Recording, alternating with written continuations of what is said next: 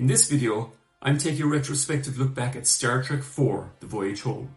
Released in 1986, Star Trek IV: The Voyage Home was directed by Leonard Nimoy.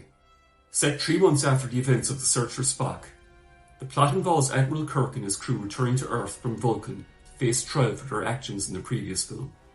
Meanwhile, the transmissions of an alien probe of unknown origin paralyzes planet Earth and endangers the population.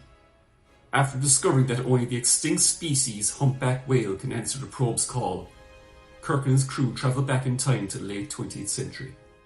While the first 3 films in the series had their share of humour, the overall tone of them was very serious. Harve Bennett decided that after having our heroes go through death in life, it was time to lighten up a little. Bennett and Leonard Nimoy then conceived a story with the intention of involving time travel. They also wanted to include an environmental message of some kind. After several screenplay drafts were rejected, Nicholas Meyer, the director and uncredited writer of Star Trek II, was invited back to write a new script. Meyer had some experience with time travel stories, having directed the film Time After Time, a movie where H.G. Wells pursues Jack the Ripper through time to the 20th century. William Shatner signed on to the film at the 11th hour, only agreeing to take part after an increase in his fee and the promise of directing Star Trek V. I wonder how that turned out. What does God need with a starship? Harve Bennett once again looked back to the history of the original TV series in conceiving the time travel element of the film. The episode Tomorrow is Yesterday involved the Enterprise being thrown back in time to the 1960s after being caught in the gravity of a collapsing star. Later episodes such as Assignment Earth showed that the Enterprise crew could travel back in time using this method, and this is referenced by Kirk in The Voyage Home when he comes up with the plan to save Earth. You're really going to try time travel in this rust bucket? We've done it before. Sure, slingshot around the sun, pick up enough speed, you're in time warp. If you don't, you're fried. We're proposing that we go backwards in time, find humpback whales, then bring them forward in time, drop them off, and hope to hell they tell this probe what to go do with itself. That's the general idea. Well, that's crazy. Bennett and Meyer came up with a unique way to write the film. Bennett wrote the beginning and last acts of the movie set in the 23rd century, while Meyer wrote the 20th century parts of the movie. What's unique about The Voyage Home is that unlike most Star Trek films, there's no actual villain of the movie and no space battles of any kind. While the transmissions of the alien probe threatens all life on planet Earth, its actual intentions are benign and it's unaware that its transmissions are destructive.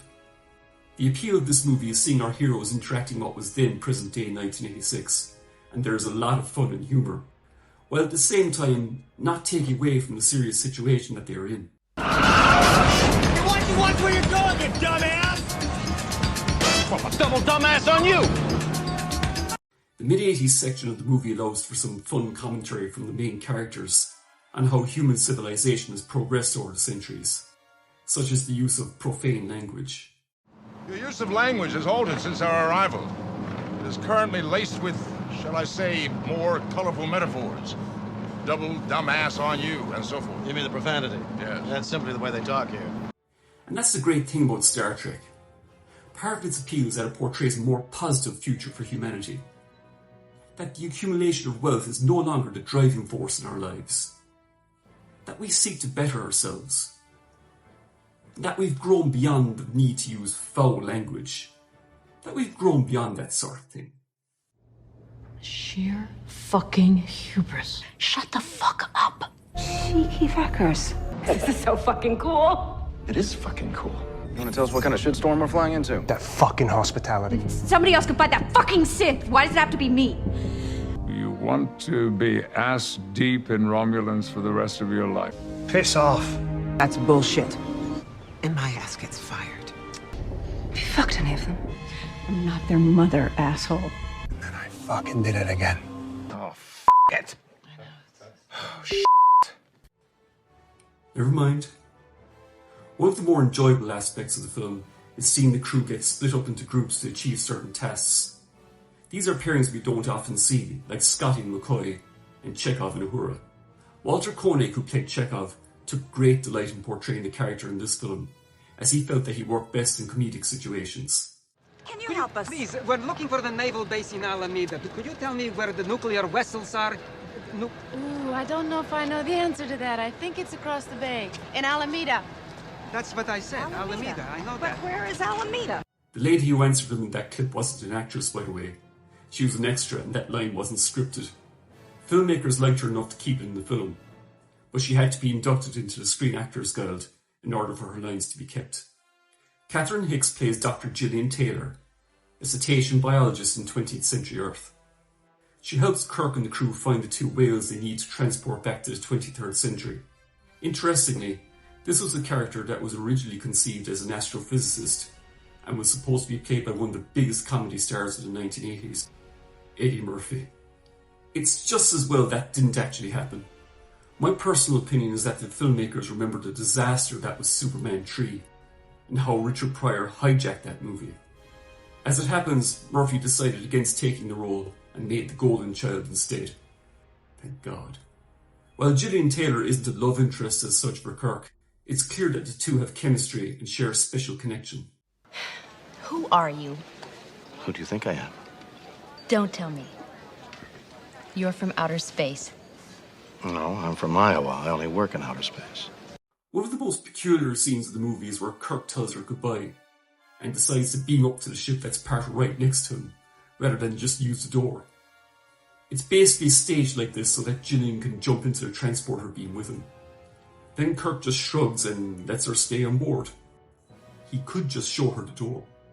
Personally, I think Kirk has an ulterior motive. He does ask for her phone number at the end of the movie. Like they say in your century, I don't even have your telephone number. How will I find you? Don't worry. I'll find you. See you around the galaxy.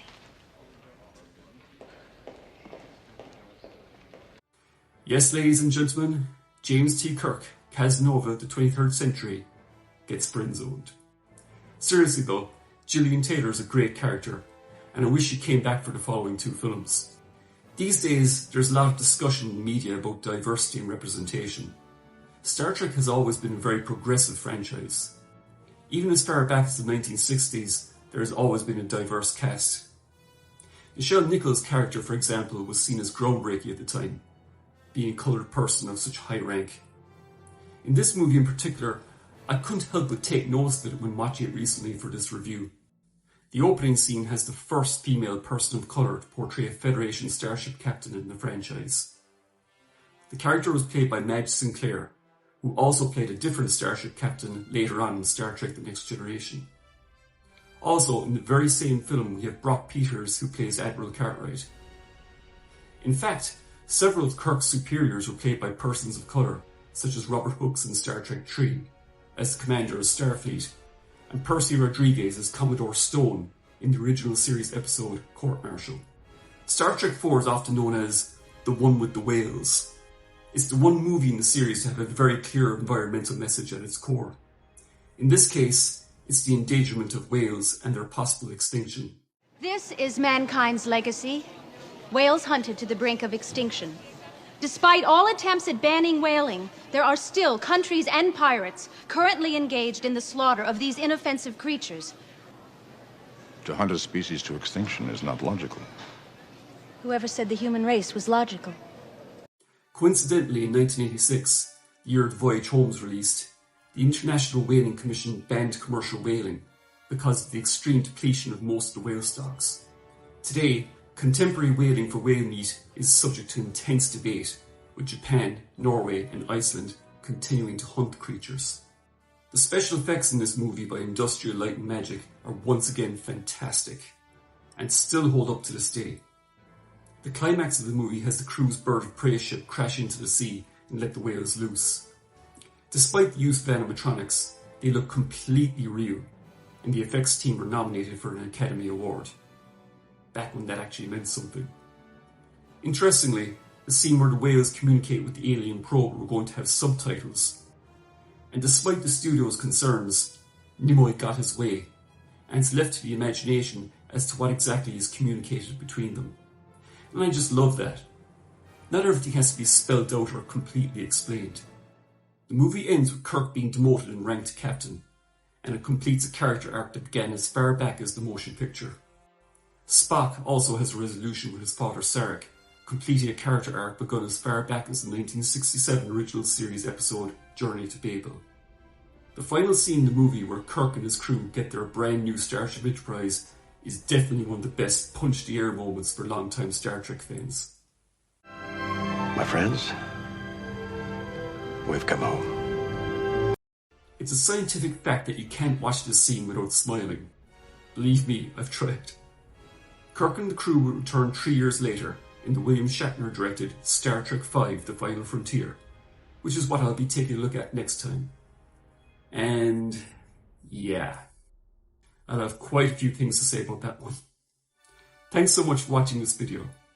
If you enjoyed it, please hit the like button, subscribe if you haven't done so already, click the bell for notifications, and let me know in the comments what's your favourite scene in Star Trek 4. Most importantly, I hope you all look after yourselves, and I'll see you all in my next video. Bye for now.